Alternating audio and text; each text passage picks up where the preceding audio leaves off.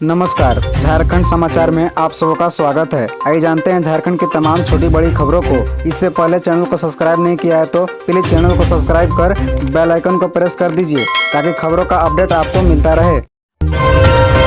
झारखंड में 7 साल बाद शुरू हुई शिक्षकों की नियुक्ति प्रक्रिया, 26,001 पदों पर होगी बहाली। दरअसल राज्य के प्राथमिक व मध्य विद्यालय में 7 वर्ष बाद फिर शिक्षक नियुक्ति प्रक्रिया शुरू की गई है। इसे लेकर कार्मिक विभाग ने जेएसएससी को अधियाचना भेजी है।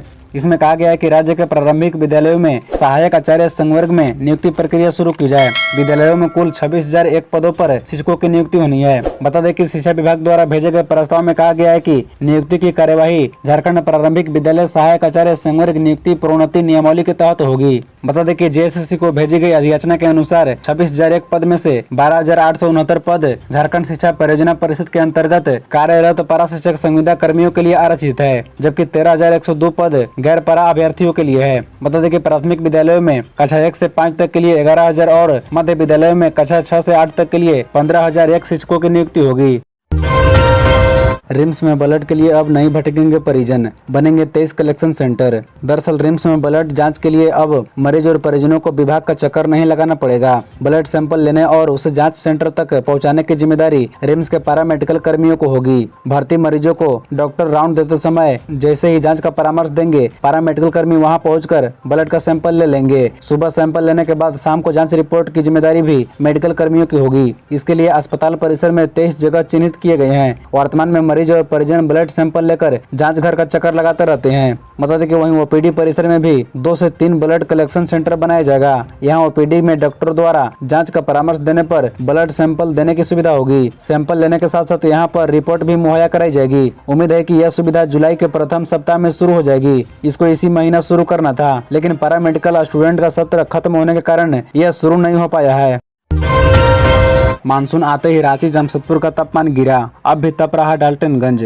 दरअसल मानसून आते ही राजधानी रांची और लव नगरी जमशेदपुर के तापमान में 2.5 डिग्री सेंटीग्रेड से अधिक की गिरावट दर्ज की गई। बता दें कि चिलचिलाती गर्मी झेल रहे लोगों को इससे राहत मिली है। रांची का तापमान 2.6 डिग्री घटकर 37.8 डिग्री सेंटीग्रेड हो गया है, जबकि जमशेदपुर का पारा 38.8 डिग्री सेंटीग्रेड हो गया है। हालांकि रांची और जमशेदपुर का अधिकतम तापमान अभी भी सामान्य से क्रमशः 4.3 डिग्री और 2.6 डिग्री सेंटीग्रेड अधिक है। बता दें कि उधर डाल्टनगंज अभी भी गर्मी से तप रहा है। यहाँ का अधिकतम तापमान 0.3 डिग्री सेंटीग्रेड बढ़कर 44.8 डिग्री हो गया है, जो सामान्य से 7.9 डिग्री अधिक है। इधर सरायकेला खरसावां जिले के कुछ भागों में भी बारिश का अलर्ट जारी किया गया है। मौसम विभाग के मुताबिक अगले 1 से 3 घंटे में जिले में कुछ जगहों पर बारिश के साथ वज्रपात हो सकती है। बारिश वज्रपात के साथ 30 से 40 किलोमीटर प्रति घंटे की रफ्तार से हवाएं भी चल सकती है। बता दें कि आम लोगों और किसानों को इस दौरान बेहद सावधान और सतर्क रहने के लिए कहा गया है।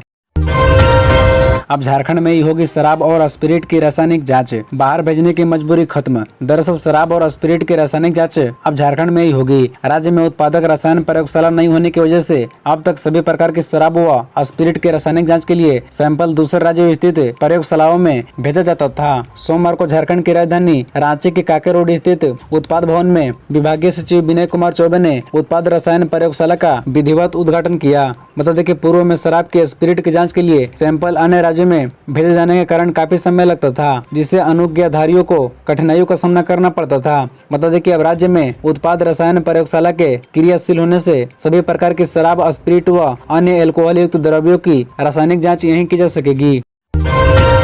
पूर्वी सिंहभूम जिले में 5,440 स्टूडेंट ड्रॉप आउट, 15 जुलाई तक चलेगा बैक टू स्कूल कैंपेन। दरअसल सरकारी आंकड़ों के अनुसार पूर्वी सिंहभूम जिले में 5,440 बच्चे ड्रॉप आउट हैं, उन्हें दोबारा स्कूल से जोड़ा जाएगा। इसके लिए स्कूली शिक्षा एवं साक्षरता विभाग ने 15 जुलाई तक बैक टू स्कूल कैंपेन चलाने का निर्देश दिया है। इस आलोक में सोमवार को जिले में अभियान की शुरुआत हुई। बता दें कि कदमा स्थित Andhra association English school auditorium में अभियान को लेकर जिला स्तरीय 1 दिवसीय कार्यशाला हुई। इसमें 6 से 18 आयु वर्ग के सभी बच्चों को नामांकित करने का लक्ष्य किया गया। इसमें डीआरए के निदेशक सौरभ सिन्हा, अपर आयुक्त जयदीप तिगा, जिला शिक्षा पदाधिकारी निर्मला बरेलिया, जिला पंचायती राज पदाधिकारी डॉक्टर आर.के. मिश्रा, जिला जनसंपर्क पदाधिकारी बीओ, बीआरपी, सीआरपी व पीआरपी के प्रतिनिधि ने हिस्सा लिया।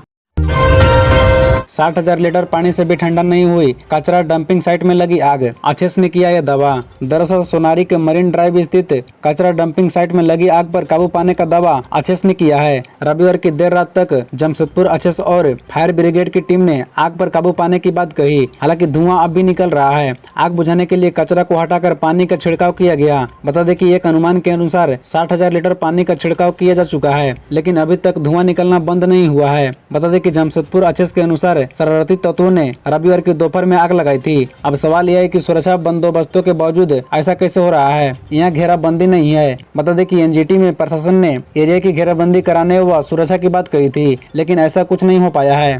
अब बता दें कि सोनारी मरीन ड्राइव के डंपिंग एरिया को बंद किया जाना है। खैरबनी कचरा प्लांट शुरू होने का इंतजार है। यहाँ से कचरे का निष्पादन होगा, जबकि नया कचरा सेंटर विकसित किया जाएगा। इसके लिए टेंडर फाइनल हो चुका है। इस माह के अंत तक कंपनी को काम सौंप दिया जाएगा। राज्यपाल सीपी राधाकृष्णन ने पुस्तक पारंपरिक योग का किया विमोचन, सभी आयु वर्ग के लिए है उपयोगी। दरअसल झारखंड के राज्यपाल महामहिम सीपी राधाकृष्णन ने पारंपरिक योग नाम के योग पुस्तक का विमोचन किया। योग पुस्तक पारंपरिक योग डॉक्टर परिणीता सिंह और डॉक्टर अर्चना कुमारी ने लिखा है। पुस्तक का विमोचन राज्यपाल राधाकृष्णन ने राजभवन में किया। बता दें कि डॉक्टर परिणीता सिंह ने बताया कि योग पर आधारित यह उसकी तीसरी पुस्तक है। इससे पहले उन्होंने योग एक दृष्टि में और अभ्यासम नामक पुस्तकें भी लिखी है। बता दें कि डॉक्टर परिणीता सिंह ने कहा कि वे इस पुस्तक के माध्यम से भारतीय संस्कृति के प्रति एक निष्ठा को व्यक्त करना चाहते हैं। उन्होंने बताया कि यह पुस्तक सभी आयु वर्ग के लिए उपयोगी है। वहीं डॉक्टर अर्चना कुमारी ने कहा, पारंपरिक योग में योग के सूक्ष्म ज्ञान का प्रायोगिक दोनों रूप में बताने का प्रयास किया गया है। इस पुस्तक में सरल भाषा का प्रयोग किया गया है, जिसे कोई भी आसानी से समझ सकता है। पश्चिम बंगाल स्थापना दिवस। झारखंड के राज्यपाल सीपी राधाकृष्णन बोले, देश की आजादी में बंगाल का है अहम योगदान। दरअसल राज्यपाल सीपी राधाकृष्णन ने कहा कि भारतीय स्वतंत्रता संग्राम साहित्य सहित विभिन्न क्षेत्रों में पश्चिम बंगाल का अहम योगदान रहा है। अपनी समृद्ध सांस्कृतिक विरासत के साथ पश्चिम बंगाल विचारों, कलाओं और परंपराओं का गढ़ रहा है। उन्होंने कहा कि भारतीय स्वतंत्रता संग्राम में नेताजी सुभाष चंद्र बोस का योगदान अद्वितीय रहा है, जिसे कभी भुलाया नहीं जा सकता। इस भूमि ने कई महान विचारक, लेखक, कवि व क्रांतिकारी दिए हैं, जिन्होंने अमिट छाप छोड़ी है। बता दें कि राज्यपाल कल मंगलवार को राजभवन में आयोजित पश्चिम बंगाल राज्य स्थापना दिवस पर आयोजित समारोह को संबोधित कर रहे थे। बता दें कि राज्यपाल सीपी राधाकृष्णन ने उपस्थित अतिथियों को राज्य स्थापना दिवस की बधाई देते हुए कहा कि झारखंड के विकास में आप सभी का योगदान सराहनीय है। उन्होंने कहा कि भारत विविधताओं का देश है, फिर भी अनेक विविधताओं के बावजूद हम सब एक हैं। विविधता में एकता हमारी ताकत है। बता दें कि उन्होंने कहा कि हमें स्वयं की भाषा संस्कृति के साथ दूसरे की भाषा व संस्कृति का भी सम्मान करना चाहिए। इस दिशा में एक भारत श्रेष्ठ भारत हमारे माननीय प्रधानमंत्री नरेंद्र मोदी की दूरदर्शी पहल है। बिजली उपभोक्ताओं के लिए खुशखबरी, JBBNL सिक्योरिटी मनी पर देगा ब्याज, बना रहा ऐप। दरअसल बिजली उपभोक्ताओं के लिए खुशखबरी है। झारखंड बिजली वितरण निगम बिजली के 48 लाख उपभोक्ताओं द्वारा किए गए सिक्योरिटी मनी पर ब्याज देने की तैयारी कर रहा है। इसके लिए एक नया ऐप बनाया जा रहा है। बता दें कि ट्रैफिक जारी करते हुए झारखंड विद्युत नियामक आयोग द्वारा JBBNL को हर हाल में उपभोक्ताओं को सिक्योरिटी मनी पर ब्याज देने का निर्देश दिया है। वहीं कहा था कि जिन उपभोक्ताओं का सिक्योरिटी मनी जमा और जब से जमा है तब से ब्याज देना निगम सुनिश्चित करे। मालूम है कि सिक्योरिटी मनी पर ब्याज के लिए आयोग द्वारा कई बार निर्देश दिया जा चुका है, पर JBBNL रसीद या अन्य कोई कारण बताकर सिक्योरिटी मनी नहीं दे रहा था। निगम उपभोक्ताओं से रसीद की मांग करता है, जबकि उपभोक्ता ऐसे हैं जिनका कनेक्शन 1980 या उससे भी पहले से है। ऐसे उपभोक्ताओं के पास रसीद नहीं है। निगम द्वारा सभी उपभोक्ताओं से रसीद जमा करने की बात कही गई थी, पर रसीद न होने की वजह से कोई ब्याज का दावा नहीं कर पाया और मामला लटकता चला गया। पर अब आयोग का कहना है कि आप जब से बिजली दे रहे हैं और बिल भी भेज रहे हैं तो सुनिश्चित रूप से उसने कनेक्शन लिया है। यदि उपभोक्ता के पास रसीद नहीं है तो निगम के पास तो रिकॉर्ड होना चाहिए। बीजेपी प्रदेश अध्यक्ष दीपक प्रकाश का बड़ा खुलासा, बोले कार्यकाल से पहले ही गिर जाएगी हेमंत सरकार। दरअसल बीजेपी के राष्ट्रीय अध्यक्ष JP नड्डा आगामी 22 जून 2023 को झारखंड आ रहे हैं। इसी दिन गिरिडीह में जनसभा को संबोधित करेंगे। कार्यक्रम को सफल बनाने को लेकर प्रदेश अध्यक्ष दीपक प्रकाश सोमवार को गिरिडीह पहुंचे। उन्होंने यहाँ कार्यक्रम स्थल का जायजा लिया। वहीं हेमंत सोरेन सरकार पर निशाना साधते हुए कहा कि राज्य में अराजकता बढ़ गई है। बता दें कि मंगलवार 20 जून 2023 को बीजेपी कार्यालय से राष्ट्रीय अध्यक्ष JP नड्डा के गिरिडीह कार्यक्रम की तारीख में परिवर्तन की सूचना दी गई। बताया गया कि राष्ट्रीय अध्यक्ष 22 जून की जगह 23 जून को जनसभा को संबोधित करेंगे, लेकिन इसके कुछ समय बाद राष्ट्रीय अध्यक्ष के कार्यक्रम में एक बार फिर बदलाव हुआ। अब 22 जून को ही सुबह 11 बजे गिरिडीह में जनसभा करेंगे। बता दें कि इससे पहले राष्ट्रीय अध्यक्ष रांची पहुंचेंगे, फिर वहां से गिरिडीह के लिए प्रस्थान करेंगे। साथ ही प्रदेश अध्यक्ष ने कहा कि जेएमएम ने यह पता लगा लिया है कि राज्य में उनकी स्थिति अच्छी नहीं है। यदि अभी चुनाव हो तो सत्ता में आना मुश्किल होगा। बता दें कि यह सरकार नगर निगम चुनाव से डर रही है। उन्होंने कहा कि हेमंत सोरेन में साहस है तो ट्रिपल टेस्ट के माध्यम से चुनाव कराकर देख ले। झमाझम बारिश के साथ मौसम हुआ सुहाना, राज्य में ऑरेंज अलर्ट जारी। दरअसल झारखंड में मानसून के आते ही मौसम सुहाना होने लगा है। राजधानी रांची समेत कई जिलों में दोपहर बाद मौसम में बदलाव देखा गया। झमाझम बारिश से मौसम सुहाना हो गया।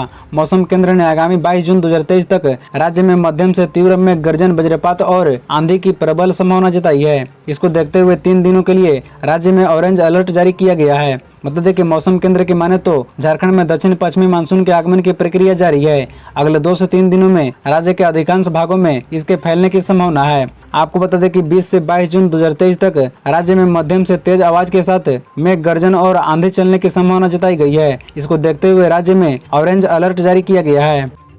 खबरों से जुड़े रहने के लिए चैनल को सब्सक्राइब, वीडियो को लाइक एवं एक दूसरे से शेयर जरूर करें। धन्यवाद।